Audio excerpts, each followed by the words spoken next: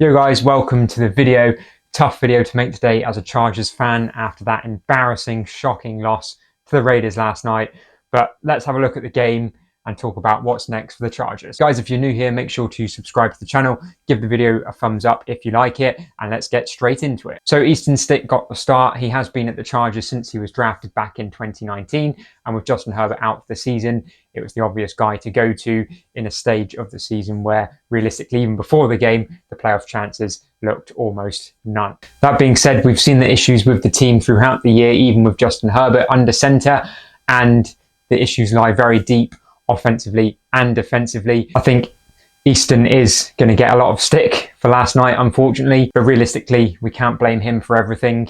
Obviously, the fumble early on, they got the touchdown off that. You've got the rookie Tucker beating Derwin James, which seems pretty incredible. Then we come out, Josh Kelly puts the ball on the ground like the first play on the next drive. So lots of errors on both sides of the ball. Obviously, Stick did basically give 2 touchdowns to the Raiders defense and have the other fumble that did lead to a TD too. I think the interception play for the pick 6, I think we've just got to say that was an amazing play by the Raiders defender there on that one. But equally defensively, I mean, Brandon Bolden, what is he, like 40 now? We've allowed him just to run straight through our defense. As I say, the rookie Tucker getting 2 TDs as well. And then even Jacoby Myers is throwing touchdowns to Devontae Adams. Ultimately, the second half, we came out after being 42-0 down and basically drew the second half. So that's something. I mean, the guys didn't give up, but I think this game really shows that it's time for changes now.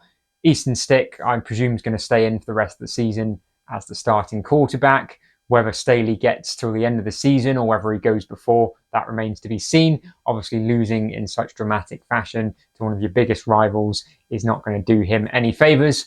Although in the press conference, apparently he does still feel he's good enough for the job and he should keep his job. Chargers fans, let me know in the comments below what are your thoughts on Staley and what do you think should happen next. Also, does anyone know what's happening with Austin Ekeler? I mean, he's barely out there. I'm not aware that he had any injury. Admittedly, he can't rush the ball for anything this season. I mean, the last couple of games, I think his yards per carry has been about a yard or 2. Obviously, Spiller now, he stepped in and put up a few numbers, 50 yards, I think, on the ground. So maybe he will ease into that number 2 running back role. I've really got reservations about Joshua Kelly, and I don't see him staying in that number 2 position going into next season. But we've got to look to the future and we've got to get everything in place for next season. On the plus side, we could have a rather high draft pick.